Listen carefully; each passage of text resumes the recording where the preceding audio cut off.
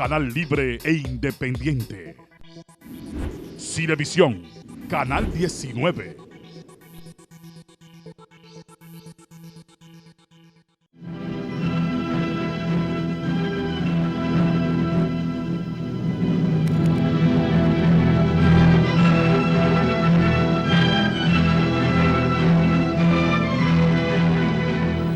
Ok, muy buenas. Saludos amigos de los ayuntamientos. Aquí está don Andrés Ayala y hoy tenemos esta transmisión con coronavirus desde nuestros hogares. Adelante, Ayala. Saludos amigos de los ayuntamientos, saludos Enrique. Bueno, este país, este mundo ha cambiado tanto en los últimos días que apenas no conocemos. Si no dispusiéramos de la tecnología, no pudiéramos apenas comunicarnos con nuestros seguidores de cada semana.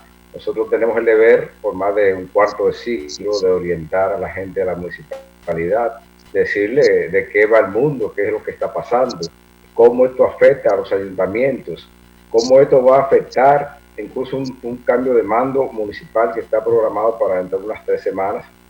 Y la República Dominicana está en medio de una incertidumbre que apenas podemos vislumbrar qué va a pasar mañana, qué va a pasar en horas, porque la situación agrava de hora en hora y no cabe duda que eso también va a ir afectando el desenvolvimiento de los ayuntamientos. Vamos a tratar de analizar esta noche y esta mañana, porque salimos a cualquier hora del día de la mañana, la situación que se está dando.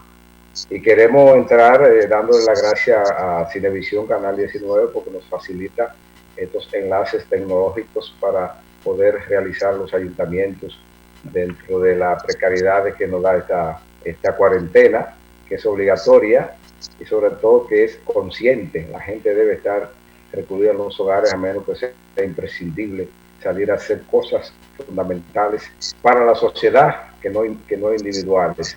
Nada individual reclama que usted esté en la calle, solamente una responsabilidad colectiva hace que usted esté en la calle tomando la vida provisiones. Doctor Enríquez. Bueno, hay que decirle a nuestros amigos televidentes que esta situación especial que tenemos, lo principal es que tomen las medidas preventivas del lugar, tal como han dicho las autoridades. Lo principal es no salir de la casa y llevar al pie de la letra las indicaciones que han hecho nuestras autoridades. Fíjese que esta situación va de una manera acelerada. Por ejemplo, estamos en una fase que ya pasan de 14 días, que se inició aquí en la República Dominicana, y tenemos al día de hoy, que hoy estamos grabando este programa, sale al aire viernes y va a salir también sábado y domingo, que hay 20 muertos. Y de esos 20 muertos hay 12 en la provincia de Duarte, específicamente en el municipio de San Francisco de Macorís. Y así tenemos decesos en San Pedro de Macorís, en el Distrito Nacional, en varios sitios del país entero. Y hay que entonces tomar las previsiones del lugar. Ustedes saben que además de eso, el gobierno ha decretado a partir de hoy viernes y para todos los días un toque de queda que en principio se inició, que era de 8 de la noche a 6 de la mañana, pero esta semana el presidente Medina, por decreto, donde envió el horario del toque de queda de 5 de la tarde a 6 de la mañana. Hay técnicos, infectólogos y de la rama de la medicina y el colegio médico que han pedido un toque de queda de las 24 horas ininterrumpido, es decir, por varios días. La verdad es que aunque la ciudadanía ha acatado el quedarse en su casa, todavía hay desaprensivos que se muestran reacios a cumplir con esta orden que se ha emitido, que es por el bien de la población. Y si usted coge las estadísticas policiales, en el día de hoy hay más de 10.000 personas que han sido detenidas violando el toque de queda y que van a ser sometidas a la justicia. Porque a veces muchos dominicanos no entienden que esto es por el bien de ellos. Pero esto no es un problema que afecte a este país. Todos sabemos que esto empezó en China, en la ciudad de Wuhan, que tuvo una cuarentena que todavía tienen, la van a liberar en estos días de la cuarentena de más de 60 días. Y después siguió en Italia, donde las muertes ya sobrepasan los millares. Y de ahí ha seguido en la parte en España, donde en España está colapsado el sistema de salud, principalmente en Madrid y Barcelona, que son los sitios más poblados. Y también con millares de personas que han fallecido y que los servicios sanitarios no pueden cubrir la demanda, porque cuando se enferman, esta gente cae con un virus. El problema está que hay que tener respiradores artificiales, y los respiradores, los sistemas de salud los tienen en cantidades reducidas, porque eso no se usa todos los días. Además, es polvo agarrado desprevenido. Entonces, la falta de respiradores en Europa ha llevado a que muchas personas tengan que morir, y personas de edad avanzada, la mayoría. Este virus afecta más a las personas de edad avanzada o personas que tienen problemas de diabetes, de presión alta, de otras complicaciones. Entonces, si lo ataca el virus, ahí se manifiesta. No quiere decir que los jóvenes no estén exentos de que sean víctimas de este virus. Pero si usted coge en América, ya en América entero, en todos los países, hay muertes afectadas. Por ejemplo, usted tiene los Estados Unidos, que ahora mismo hay una verdadera crisis. Cuando usted entra a la ciudad de Nueva York, es la segunda ciudad de los dominicanos. En Nueva York hay ahora mismo un colapso del sistema de salud, donde los hospitales están prácticamente abarrotados de pacientes que van a tratarse el problema del COVID-18. Y yo tuve la información que pude ver en un noticiero internacional, específicamente el ABC de Nueva York, donde en un hospital de Queens murieron 13 personas en un solo día. Inclusive han fallecido personal de salubridad, incluyendo doctores y enfermeros. Aquí también tenemos que las fuentes principales de contagio fue un crucero donde participaban muchos profesionales de la medicina, y de ahí vinieron infectando. La otra fuente grande de contagio fue una boda que se celebró en Punta Cana, y una señora por San Francisco de Macorís. Entonces esto coincidió con las elecciones y coincidió con los temas del carnaval. El mismo ministro de Salud ha dicho que en San Francisco de Macorís las causas principales son las concentraciones políticas de reuniones, las elecciones y el carnaval que se celebró ahí, hasta el extremo que hoy la ciudad está intervenida y ha sido necesario con el Ejército Nacional trancar el acceso, que nadie entra ni sale a San Francisco de Macorís. Dígame. Pero lo que está pasando va a grande. En el caso de Estados Unidos, lo que le ha pasado es que allí se reaccionó tarde y mal. Igualmente se reaccionó tarde y mal en Italia, se reaccionó tarde y mal en España, y hay un par de países grandes en América Latina que lo que le viene no es pequeño, porque hay uno que es México, donde el presidente de la República ha dicho que es un relajo, y enseñó en una rueda de prensa que tiene unos escapularios de lo que dan los chamanes, que lo van a proteger a él y a la nación de eso. Y igualmente pasa en Brasil, En Nueva York y en Estados Unidos, pues ya no solamente en Nueva York, ya hay un poco muy fuerte en Chicago, hay casi un desastre en Detroit, y no se habla de New Jersey porque está al lado de Nueva York, pero ahí también hay otro desastre. Lo que pasó fue que ese gobierno se puso a politiquear con el tema.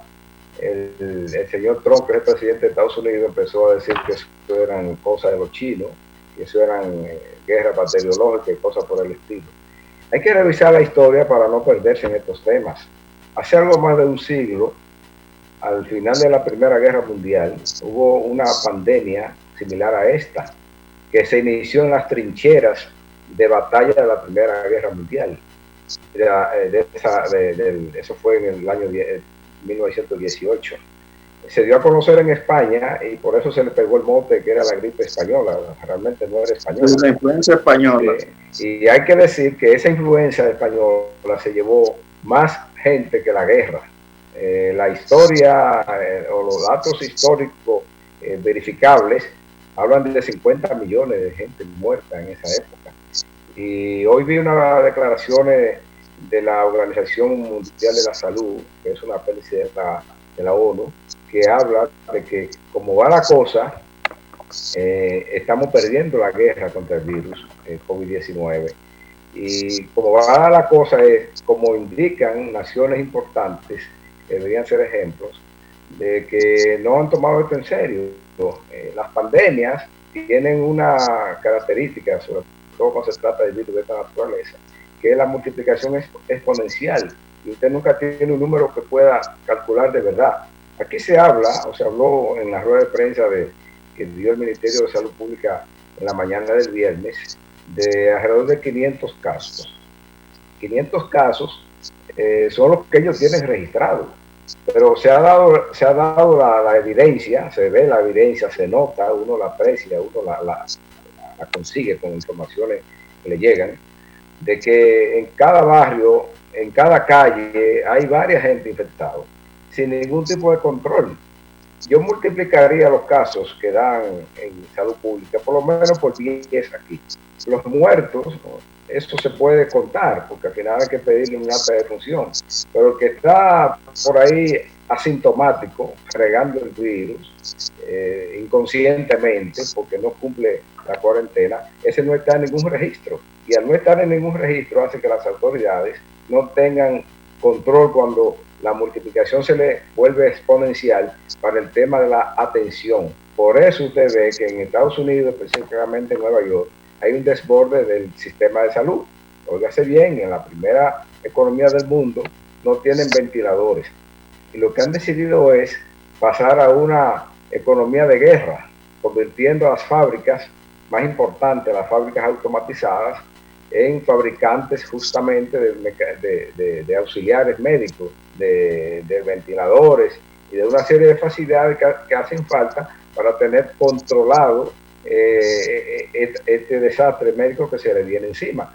Decía solamente hoy el gobernador de Nueva York que ya él vislumbra una pérdida de empleo a esta altura de la crisis de más de 500,000 puestos, que ese es otro tema que deberíamos analizar nosotros, cómo eso va a impactar la economía, porque esta semana el presidente de la República Dominicana habló que iba a destinar 32,000 millones de pesos para atender las carencias económicas que se multiplicarán entre la gente que está cumpliendo el resguardo en su casa. Pero eso se va a quedar muy corto. Se va a quedar muy corto porque no solamente lo que usted va a tener que poner, es lo que no va a poder recibir. La economía dominicana ya está en parálisis porque ningún contribuyente paga impuestos o porque no puede físicamente acudir a hacerlo o simplemente porque no está produciendo para hacerlo. Ese es el caso de las empresas que tienen que pagar en empresas cerradas. Ahora con la ampliación de la cuarentena, eso se va a profundizar y por eso quizá es bueno en algún momento dado que ciertamente el gobierno piense en hacer una cuarentena dura, aunque sea una semana. Esto se cerró y al saber que se cerró, nos preparamos para detener la contaminación. porque esa infección en cadena comunitaria, como le llaman ustedes los médicos, solamente se detiene cuando usted guarda los vectores contaminantes que somos la gente. Si la gente no se resguarda, la multiplicación de los casos va a seguir de una manera descontrolada. Y cuando aquí hablemos de tener, buscando atención médica, 10.000 o 15.000 dominicanos en hospitales y en clínicas privadas, eso es inmanejable. Usted lo sabe, doctor. ¿Cuántos ventiladores tendrá el sistema de salud dominicano? ¿Cuántos tendrá? No, aquí hay 400. Imagínese usted. Entonces usted coge, por ejemplo, Nueva York tiene 3.000. Ellos necesitan, están calculando 40.000. Pero mire lo que pasa aquí con las cifras. Las cifras que dan las autoridades no son confiables. ¿Por qué? Porque usted suma 500 que están afectados, 1.000 que han descartado, son 1.500, 3 muertos, 20 muertos, son 1.520, más 3 que salieron que le dieron de alta. Eso da, póngale que eso le dice a usted que lo que se han hecho la prueba son alrededor de 1.600, 1.700 personas. Porque aquí no se le ha hecho la prueba a la gente. Bueno, no se a la hora que aquí se haga la tampoco. Prueba, no, cuando aquí se haga la prueba de todo el mundo, pero usted verá cómo va a subir eso. Por ejemplo, aquí solamente hay un laboratorio, el Laboratorio Nacional, y 2 laboratorios privados que hace una semana lo autorizaron a hacerle la prueba a la gente. Pues yo sé de gente que ha ido a hacerse la prueba y no ha podido. Por ejemplo, se murió un periodista de San Francisco de Macorís. No, el enfermero, que era de apellido Lebrón, del sindicato de enfermería, se murió, sí, y todavía no le han hecho la prueba y se murió sin hacerle la prueba. Es decir, que aquí tenemos una deficiencia en la prueba. Entonces, ahora dicen que van a llegar en esta semana, ya en estos días, unos kits de pruebas rápidas. Y usted ha visto que han estado poniendo como condición que vayan con una indicación del médico para hacerse. Entonces, aquí el número no es el correcto, porque aquí infectado uno no sabe cuánto hay. Uno sí se entera por la calle, por fuera, ¿verdad?, que hay gente que están infectados y que no ha habido manera de hacerle la prueba, porque es otra cosa. Aquí también hay discriminación. La mayoría de los que le han hecho la prueba, la prueba la están haciendo a personas que tienen poder adquisitivo. A personalidades. A personalidades. Después, el pobre aquí no tiene, hasta ahora, no ha tenido la facilidad de hacerse la prueba. Bueno, es bueno hacer la prueba de forma masiva para ir descartando. Bueno, ese está bien, vamos para acá.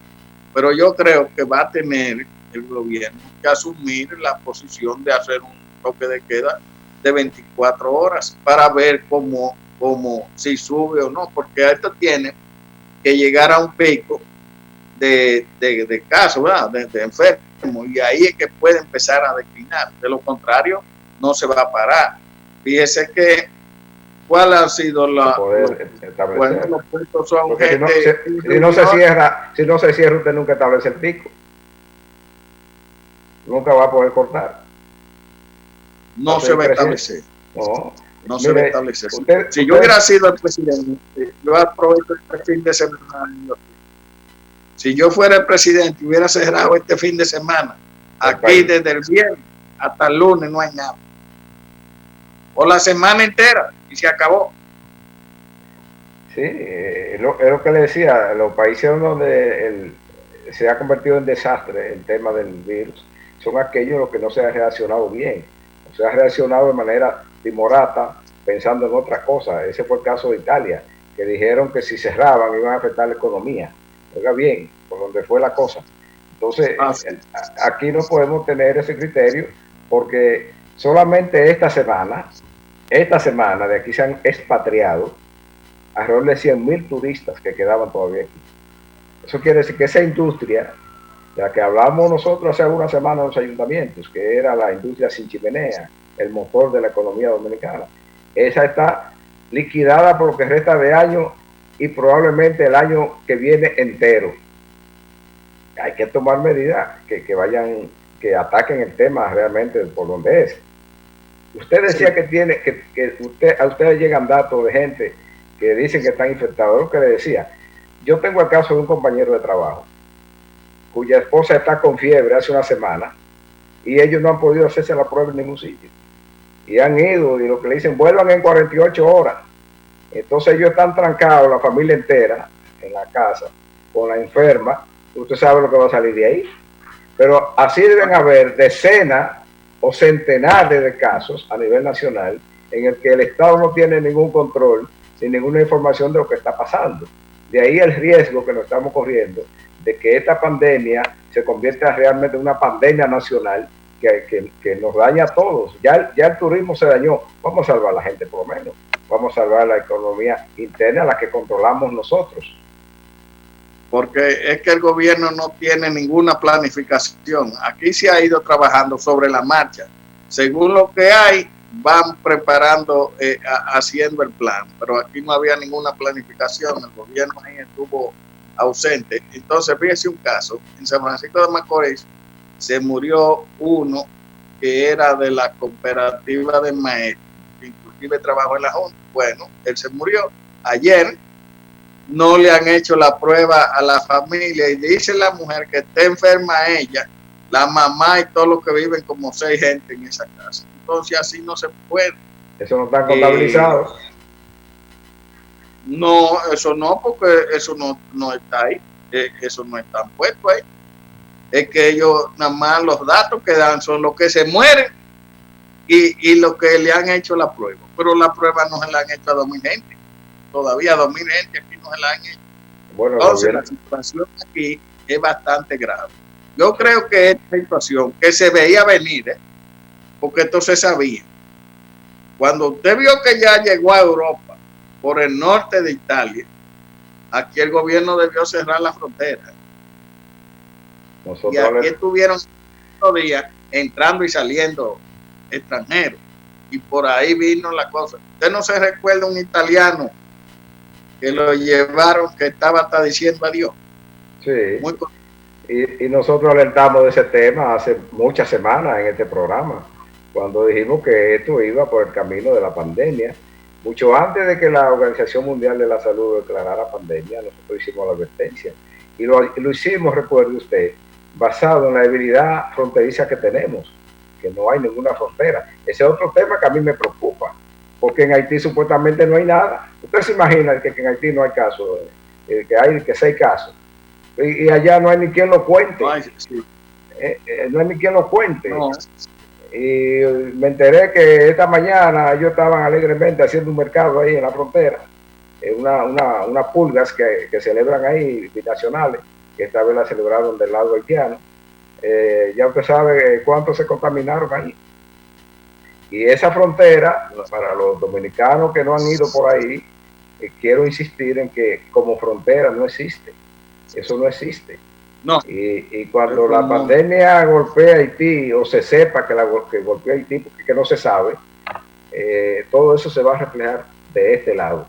Y de este lado se va a reflejar la búsqueda de asistencia médica, de este lado se va a reflejar la búsqueda del medicamento, y de este lado se va a sentir la presión social que comporta una situación como esa.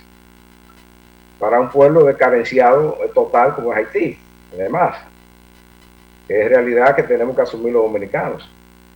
De manera que a mí me parece que todavía son timoratas las decisiones que toma el gobierno, los decretos remendados, evidencian que no hay una política, sino que hay una reacción, no una acción, una reacción a la gravedad que van tomando los acontecimientos, una gravedad que, quiero insistir, está mal calculada porque las variables que se usan para establecer la gravedad de la situación son variables inciertas, toda vez que lo primero que el Estado no ha podido facilitar es su capacidad de que se masifique la prueba al pueblo llano.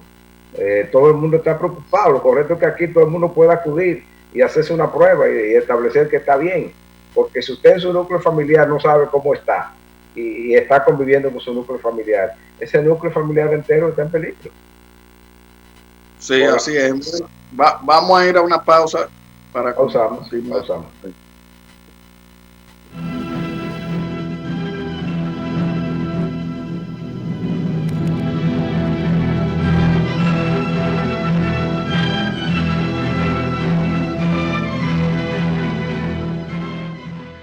Hasta el momento, la única cura que existe contra el coronavirus eres tú. Puede que te sientas algo tentado en aprovechar estos días sin clases para salir con tus niños, pero es importante que los niños se queden en casa. Los niños, si bien no suelen mostrar los síntomas más graves del coronavirus, y a veces son asintomáticos, suelen ser los que más propagan el virus. Otra tentación puede ser dejar a los niños en casa de los abuelos, pero te recomendamos que no.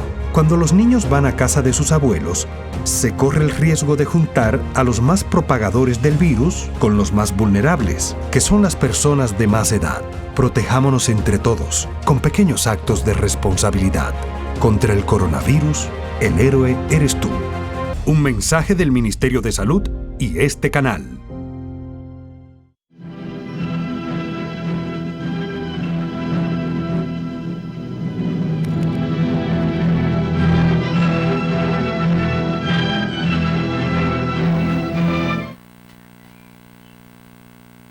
Bueno, seguimos aquí con los ayuntamientos, gente y habitantes.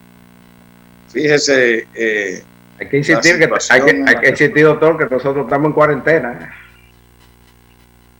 cumpliendo con lo que mandan los decretos remendados. Como para adornarlo mejor, un preso en su hogar. Así mismo, preso domiciliario.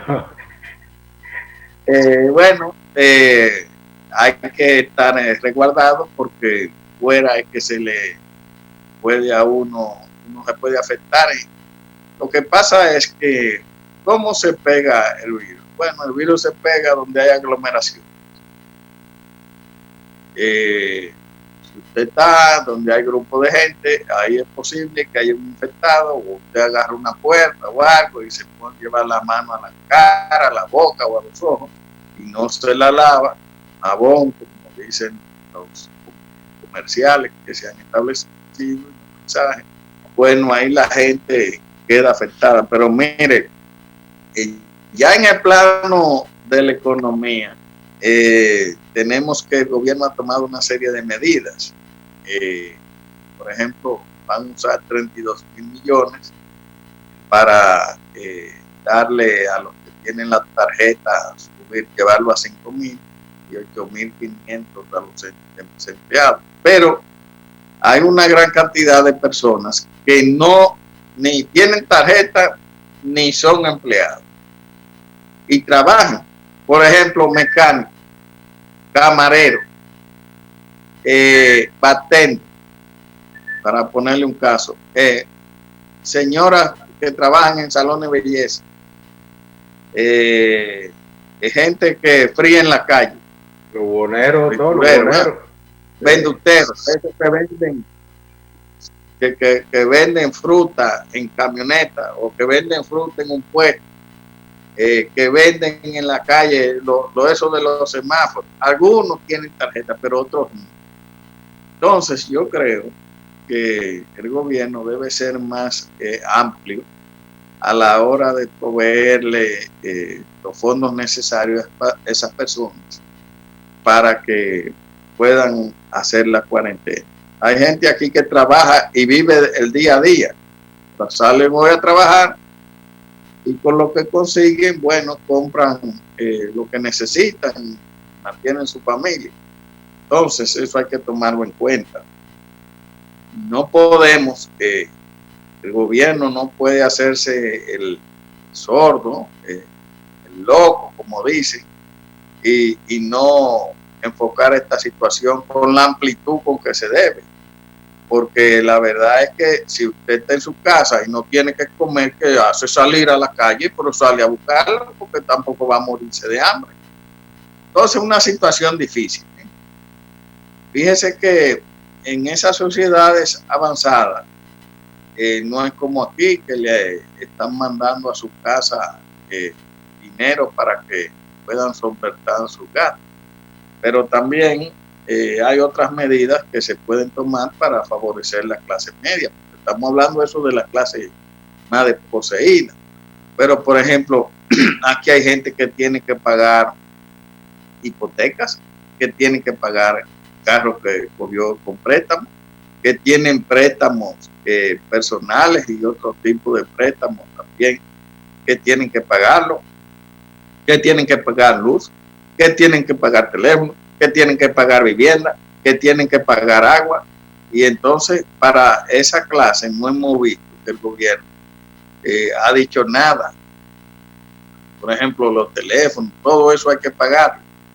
Y se le hace cuesta arriba a las personas a veces poder pagarlo, porque a veces no producen o no pueden salir para pagarlo, porque no todo el mundo maneja el pagar un servicio por internet.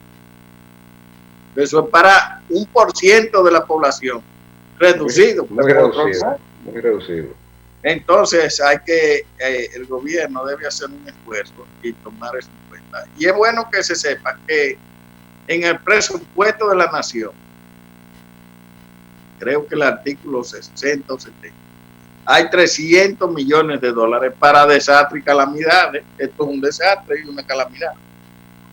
Y todos los años hay apropiaciones para desastres y contingencias que se presenten. Es decir, que no cree usted que el esfuerzo va a ser muy grande. No, recuerde que a principio de la semana pasada el ministro de Hacienda había dicho que habían disponible en ese momento unos 24.500 millones de pesos para atender situaciones como la del virus. Eso quiere decir que llegar a 32.000 millones al gobierno le ha sido muerto de la risa. Van a haber situaciones generalizadas a nivel mundial sobre lo que está trabajando ya el Banco Mundial, el Fondo Monetario Internacional y la propia ONU, en la que países como el nuestro que viven del endeudamiento se le va a reconsiderar el tema del servicio a la deuda. Y la mitad del presupuesto de este país se dedica al servicio a la deuda. Por ahí el gobierno tiene que ir identificando partidas que no van a ser 32.000 millones. Eso no va a salir por eso. Eso se va a multiplicar por mucho. Hace horas, porque eso sucedió en la mañana de este viernes, que el gobierno norteamericano ya firmó su orden ejecutiva, una ley que pasó el Senado en la madrugada de ayer, en la que van en auxilio no solamente de la gente que vive en la calle que no tiene con qué comer. Allá se comienza auxiliando a las empresas que dan empleo y se universaliza la ayuda para todo el que tiene un registro, una cédula de identidad. Entonces aquí deberíamos coger ese registro que tenemos y saber que a partir de ahí todo el mundo necesita ayuda, porque tal como usted decía, hasta ahora se ha hablado de la gente que vive de los 1.500 pesos de la tarjeta Coopere primero, y que esa va a llegar a 5.000, y que el gobierno propuso que para ciertos tipos de negocios o de empresas, completar el sueldo hasta 8.000. Bueno, y el resto de la gente que sostiene la economía, los que están en el Registro Nacional de Contribuyentes del Estado, que lo vamos a dejar morir de hambre, de inanición. Precisamente esa clase media, de la que ningún gobierno se acuerda, es la que está cumpliendo en mayor medida el tema de la cuarentena. Pero esa clase media tiene que, como usted señalaba, que alimentarse. Pero yo no he oído que han dicho nada con el tema de la tarifa eléctrica, que es un abuso aquí en este país. Si a la clase media y a toda la clase le ponen de manera justa el tema de la tarifa eléctrica, es un alivio. Si me dicen, bueno, vamos a rebajar ahora durante esta crisis, vamos a sincerizar la tarifa, seguro que va a bajar un 30% mínimo, podría ser más. Eso también son medidas de alivio. Lo que el gobierno nuestro tiene que ir pensando es cómo que va a reconstruir la economía una vez se supere el tema de la enfermedad, porque la economía va a quedar destruida a todos los niveles, y con una economía destruida no hay ni gobierno ni hay nada. A mí me decía recientemente un funcionario municipal del área de las recaudaciones. Me dijo, mire, nosotros tenemos en el plan de recaudación semanal este monto. Pasada la primera semana de la crisis, me dice, nosotros no hemos entrado un centavo a la caja de este ayuntamiento. Ese es un indicador de lo que está pasando con el tema de la economía y cómo va a quedar la economía una vez que el problema médico sea superado. Porque hay que decirle también a la población, no solamente es dar malas noticias y ser alarmista, que estas pandemias son pasajeras, que el daño depende de las medidas que se tomen y la oportunidad con que esas medidas se tomen. Si las medidas son las adecuadas y se toman en tiempo oportuno, las bajas son mínimas. Se sabe que hasta ahora el mayor riesgo está en el segmento de los envejecientes avanzados. Bueno, protejamos eso. Y se sabe que hay que dirigir atención a eso. Pero usted también tiene que proporcionar las medidas de prevención médica, como son la toma de las pruebas, para saber cómo va a utilizar sus recursos. Porque sale más barato hacerle una prueba a una gente que atenderlo en una unidad de cuidados intensivos. Eso se llama prevención, pero ni una cosa ni la otra. Y entonces, por eso que veo que en el tema económico, los remiendos que se han hecho sobre la marcha a los decretos y a la medida que anunció el presidente de la República en su discurso más reciente, quieren decir que no hay un plan. Y además, si usted a eso lo liga con el proceso electoral que está viviendo el país, esto luce incierto. Porque también hay muchísima gente tirando anzuelo, políticamente hablando, en el tema, para ver qué se pesca en ese río revuelto y sucio que es el COVID-19. Bueno, pero mire, a pesar de todo, tenemos autoridades municipales ya que fueron elegidas y habrán de tomar posesión el 24 de abril. Yo lo que supongo es que ya esta cuarentena va a durar esta semana y va a seguir la otra y la otra. Es decir, que el día 13 puede ser que la cuarentena ya se acabe. El día 13 ya es el día después de Semana Santa, lunes 13. Bueno, entonces ahí ya las nuevas autoridades municipales electas asumirían su respectivo cargo. La verdad que va a ser sin transición. Quedarán 10 días del lunes posterior a Semana Santa a la toma de posesión, quedarán 10 días. Sí, 10 días. No, porque, ahora mismo usted va a un ayuntamiento y no hay nadie. Porque son personas y están cumpliendo la mayoría de su cuarentena. Entonces esto ha alterado el ritmo normal que debía haber llevado. Y ellos están preparados. Por ejemplo, el que ganó va a asumir su cosa, aunque sea bajo una lluvia de coronavirus. De virus, de lo que sea. ¿Sí? Ellos van para allá. Claro. Y el que perdió quiere soltar eso. Bueno, sí, el que perdió ya tiene que haberse resignado de que ya... y lo quiere soltar porque en medio de una crisis nadie quiere estar dirigiendo una cosa que además no le pertenece ya. No, y como yo siempre he dicho que los cargos públicos no se lo deja a su papá ni su mamá, que eso no es suyo. Usted está ahí de manera temporal, tiene un periodo limitado. Por ejemplo, los que van a entrar ahora el 24 de abril, ellos saben que el 24 de abril del 2024 es para afuera que van también. Si ganan, se quedan, y si no, se van. Porque hay gente que se ponen locos y creen que esos cargos son de ellos. Algunos crean una adicción y paran el loco después. Sí, hay gente que está loco hace tiempo, pero se han puesto más locos.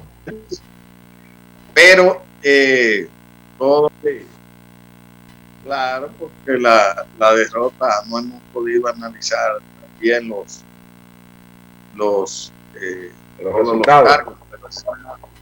Más adelante leeremos el listado completo cuando estemos ya en estudio de todo lo que ganaron las alcaldías.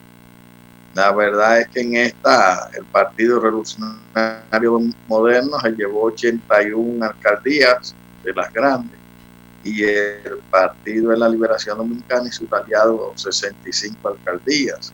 Recuérdese que el PLD tenía 106 y ha bajado significativamente.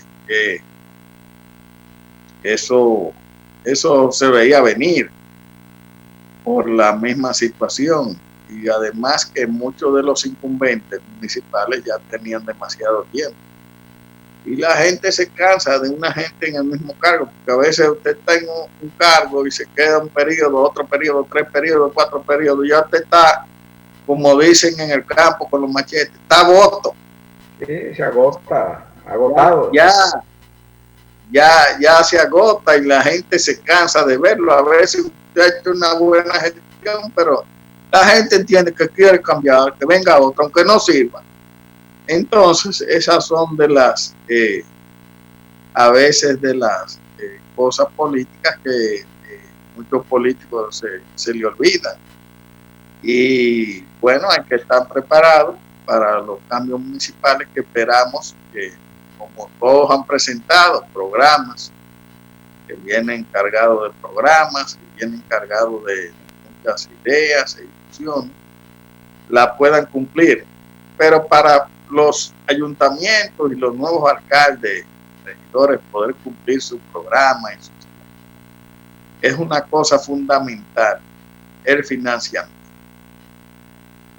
No pueden seguir los ayuntamientos como hasta ahora con esa miseria que se le está otorgando el Estado Dominicano, que no le da para nada. Todos los costos se han incrementado y los ayuntamientos siguen detrás.